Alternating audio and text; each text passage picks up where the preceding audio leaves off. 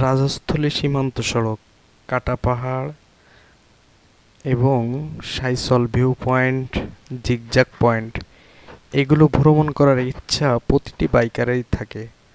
আর সেই ইচ্ছা পূরণ করার জন্য আমরা সেই সাতক্ষীরা থেকে 600-700 কিলোমিটার বাইক রাইড করে চলে গেলাম রাজস্থলী সীমান্ত সড়কের দিকে।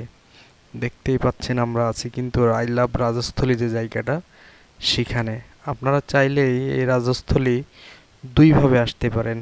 এক হচ্ছে বারোয়েরহাট দিয়ে লিচুবাগান ফেরি পার হয়ে বাঙ্গালহালিয়া হয়েও আসতে পারেন। এদিক দিয়ে আপনারা চাইলেই একেবারেই বান্দরবন থেকেও আসতে পারেন।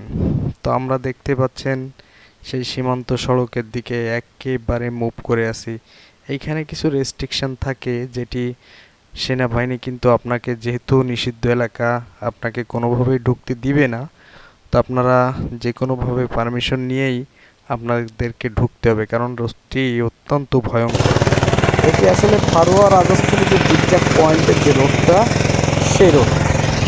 আর মেনলি ব্যাপার হলো এইখানে কিন্তু আমরা চাইলে আর একটু ছবি তুলতে পারতাম, বা আমি একটু ছবি টবি তুলতে পারতাম, কিন্তু আসলে অনেক ধরনের রেস্ট্রিকশান আছে। যেহেতু আমাকে টাইম দেওয়া হয়েছে 2 থেকে 3 ঘন্টা, এর ভিতরে আমাকে ব্যাক করতে হবে। তো সেভাবেই আমি মোটামুটি একটু সামনে দেখেন রোড, সে কি রোড এটা। ফারুয়া রাজস্থলী সীমান্ত সড়ক বাইক ট্যুরের জন্য বাংলাদেশের সবচেয়ে বড় চ্যালেঞ্জিং এবং নৈসর্গিক একটি রুট। এই রুটে আপনি বাইক ট্যুর করতে আসলে আপনার মনে হবে যে আপনি যেন ভারতের লাদাখে চলে আসছেন। এমন একটা নৈসর্গিক সৌন্দর্য আপনাকে আবির্ভূত করবে। পাহাড়ের বুক চিরে তৈরি এই রাস্তাটি হিমালয়ের লাদাখের কথা মনে করিয়ে দিবে। এখানে রয়েছে একাধিক জিগজ্যাগ, হেয়ারপিন বাঁক, যাকে জেট ক্যাটাগরির রাস্তাও বলা হয়। তবে সেনাবাহিনীর 24 পদাতিক ডিভিশনকে অনেক অনেক ধন্যবাদ যে তারা চ্যালেঞ্জ নিয়ে এই রোডটি অনেক সুন্দরভাবে সীমান্ত সড়কের কাছাকাছি করে যাচ্ছেন। তবে এই রোডে আসতে হলে অফ রাইডে, অর্থাৎ আপনি আহ, এখন অফ সিজনে কিন্তু আপনাকে আসার জন্য পারমিশন দিবে না। আপনাকে পারমিশন নিতে হলে, সেটি এখানে না বলি যে কিভাবে পারমিশন নিতে হবে, সেটি এখানে না বলাই ভালো। তবে হ্যাঁ, এখানে একবার যদি আপনি কোনোভাবে পারমিশন নিয়ে যেতে পারেন, তবে রোডটি যেমন নৈসর্গিক সুন্দর তেমনিভাবে ভয়ঙ্কর। কারণ ফারুয়া বাজারের আশপাশে আপনি এমন নিস্তব্ধতা, নীরবতা এবং কিছু পাহাড়ি আদিবাসী বসবাস করে, সেখানে যদি আপনি তাদের সাথে মিসবিহেভ হয়ে যায় কোনোভাবে, তাহলে কিন্তু আপনি যে কোনো সময় একটি বিপদে পড়তে পারেন। আপনি দুপাশটায় তাকালে মনে হবে যে এটি আপনি কোথায় আসছেন, যেন একটা অন্যরকম ফিল কাজ করবে যে কোনো মানুষের মনে। দেখেন পাহাড়ের ওপর দিয়ে একেবারেই পাহাড় কেটে কেটে বাংলাদেশের সর্বোচ্চ উঁচুতে একটি জায়গা করে নিছে সেনাবাহিনী, যেখানে আসলে এই রোডটার কথা না বললেই কোনোভাবে নয়। অনেক নিচু এবং অনেক আঁকাবাঁকা এবং তেমনি সৌন্দর্যমণ্ডিত এই রোডটা। দেখুন কি পরিমাণ ঢাল, যে ঢাল আসলে মানে প্রথমে দেখলেই আপনার মনের ভিতরে কিন্তু একটু ভয় ধরে যাবেই। কিন্তু আপনি যদি পাহাড়ি রাইডের এক্সপিরিয়েন্স, অভিজ্ঞতা আপনার থাকে, তাহলে এই রোডগুলো আপনার পক্ষে খুব একটা চ্যালেঞ্জিং হবে না। তো যেহেতু আমরা পাহাড়ে রাইড করার অভিজ্ঞতা আমাদের আছে, সো খুব একটা চ্যালেঞ্জিং মনে হচ্ছে না। পার্বত্য চট্টগ্রামের পাহাড় ঘেরায় নতুন রাস্তাটি এখনও অনেকটাই অফবিট, রহস্যময় এবং অ্যাডভেঞ্চার প্রেমীদের জন্য একদম পারফেক্ট একটা রুট। আঁকাবাঁকা পাহাড়ি পথ, গভীর খাদ, সবুজ মোড়া উপত্যকা, নিস্তব্ধতা, সব মিলিয়েই এটি নিঃসন্দেহে বাংলাদেশের অন্যতম একটি সুন্দর road trip route. Rajasthali Farua সীমান্ত সড়কটি রাঙামাটি পার্বত্য জেলায় কিন্তু অবস্থিত। এটি রাজস্থলী উপজেলা সদর থেকে বিলাইছড়ি উপজেলার দুর্গম ফারুয়া ইউনিয়ন পর্যন্ত একটি সুন্দর সড়ক। বাংলাদেশে বসেই যদি আপনারা লাদাখের মতো রোমাঞ্চকর বাইকিং অনুভূতি পেতে চান, তাহলে আপনার জন্য অপেক্ষা করছে ফারুয়া রাজস্থলী সীমান্ত সড়ক। যে কোনো বাইকার চাইলেই এই সীমান্ত সড়কে আসতে পারবেন। আঁকাবাঁকা এই রাস্তাটি পাহাড়ের বুক চিরে সাপের মতো নিচে নেমে গেছে, আবার কোথাও খাড়া ঢাল বেয়ে উঠেছে আকাশের পানে। এই পথের বিশেষ আকর্ষণ হলো এর জিগজ্যাগ রোড বা জেড ক্যাটাগরির রাস্তা, যা সাধারণত হিমালয়ের দুর্গম গিরিপথগুলোতে দেখা যায়। দুই পাশে কাটা পাহাড় আর গভীর খাদ নিয়ে এই রাস্তাটির যেমনই সুন্দর তেমনই রোমাঞ্চকর। তবে এই রাস্তাটি বসন্তের শুষ্ক সময় থেকে আপনি বৃষ্টির সময়ে আসলে আপনাকে অনেক মুগ্ধ করবে, আর বর্ষায় এর সজীবতা যেন অন্য মাত্রা পায়।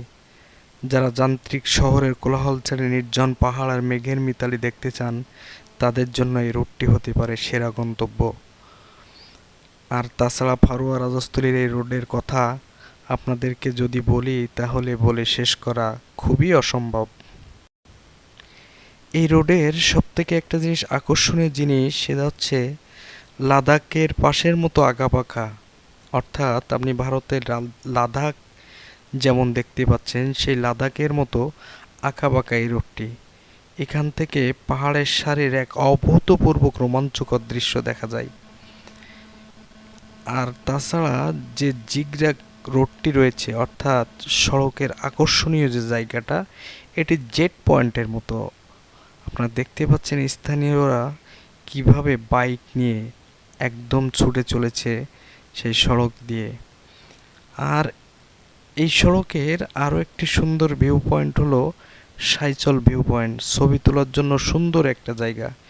এখান থেকে পাহাড়ের সারির এক অসাধারণ প্যানোরামিক ভিউ পাওয়া যায়। তাছাড়া ফারুয়া বাজারে গেলে আপনি পাহাড়িদের জীবন, সংস্কৃতি এবং স্বাদ নিতে বাজারটি সবার পছন্দ হবে, এমনকি আপনাকেও আকৃষ্ট করবেই। আমরা আস্তে আস্তে সেই ফারুয়া বাজারের দিকে রওনা হচ্ছি। তবে এখানকার সবথেকে বড় আকর্ষণ যেটা, সেটা হলো এই রোডের যে ভিউগুলা, অর্থাৎ আঁকাবাঁকা যে ভিউগুলা সেটি। তবে হ্যাঁ, রোডটা অত্যন্ত ভয়ঙ্কর। আপনারা চাইলে রোডে যেতে পারবেন, কিন্তু সাবধান, যে কোনো সময় ঘটতে পারে বড় ধরনের দুর্ঘটনা। এই ফারুয়া রাজস্থলী রোডটা দূর থেকে দেখলে মনে হবে এই যেন কোনো বিখ্যাত চিত্রকরের আঁকা ছবি। তবে একটু পর পর স্তম্ভিত ফিরে জানাবেন এর অভূতপূর্ব দৃশ্য। আমাদেরই কোনো পাহাড়ের, অথবা আমাদেরই বাংলাদেশের কোনো পাহাড়ের দৃশ্য। এটি বিলাইছড়ির অতি দুর্গম রাজস্থলীর কিছু অংশ জুড়ে নির্মাণ করা হয়েছে। প্রতিবেশী দেশের সঙ্গে ট্রানজিট স্থাপনের লক্ষ্যে রাঙামাটি পার্বত্য জেলায় বিলাইছড়ির যে দুর্গম ফারুয়া ইউনিয়ন রাজস্থলীর অংশ জুড়ে, এর সৌন্দর্য একটা অভূতপূর্ব। তবে কবি দীনেন্দ্রলালের মতো সাহিত্য করে বলা যায়, আমাদের এই প্রিয় স্বদেশ কতই না সুন্দর, তবে ঘুরে না দেখলে জানা সম্ভব নয়। তাই হয়তো কবি সাহিত্যিকরা নয়নবিরাম বাংলায় চিরায়িত রূপ দেখে বারবার মুগ্ধ হয়েছেন, প্রকাশ করেছেন তাদের লেখনের মাঝে। তবে সড়কটির সৌন্দর্য স্বচক্ষে দেখতে না গেলে যথেষ্ট সাবধানতা অবলম্বন করতে হবে, না হলে যে কোনো সময় বিপদের সম্মুখীন হওয়ার আশঙ্কা রয়েছে। কারণ সড়কটিতে একাধিক বিপজ্জনক বাঁক, চলার পথটি অনেক মসৃণ, কোথাও একদম খাড়া পাহাড়, আবার কোথাও বিপজ্জনক ঢালু। তাই এই সড়কটি পাড়ি দিতে অবশ্যই চ্যালেঞ্জ নিয়ে পাড়ি দিতে হবে আমাদেরকে। আপনারা দেখতেই পাচ্ছেন সাইডে কত সুন্দর রোমাঞ্চকর একটি পাহাড় কেটে কেটে কি সুন্দর করে 24 পদাতিক ডিভিশন বাংলাদেশ সেনাবাহিনী এই রোডটি করে দিয়েছেন, যেটি আসলে আমাদের বাংলাদেশের, বিশেষ করে পার্বত্য অঞ্চলের জন্য অনেক বড় একটা পাওয়া। তবে হ্যাঁ, নতুন চালকদের খুবই সতর্কতার সাথে এই সড়ক পাড়ি দিতে হবে। একটু অসতর্কতায় নিয়ন্ত্রণ হারালেই ঘটে যাবে কিন্তু বড় ধরনের দুর্ঘটনা, যেটি কখনো পূরণ হওয়ার নয়। তবে জানা যায় 2019 সালে পার্বত্য চট্টগ্রামের এই সীমান্ত সড়কের নির্মাণ কাজ শুরু হয়।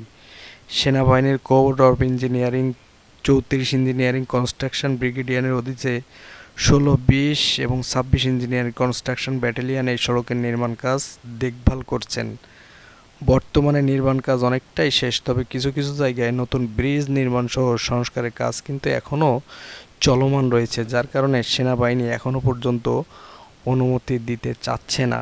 শুধু তাই নয়, এই রোডটি এখনও পর্যন্ত সেই সাইচল ভিউ পয়েন্ট পর্যন্ত অনেকটা দুর্গম এলাকা, যে দুর্গম এলাকায় যে কেউ যেতে সহসাই সাহস করবে না, বা সেখানে যে কোনো মুহূর্তে বড় ধরনের বিপদের আশঙ্কা রয়েছে।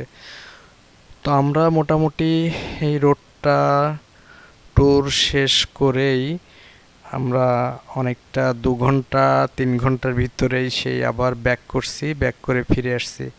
তো দেখা হবে অন্য কোনো ভিডিও।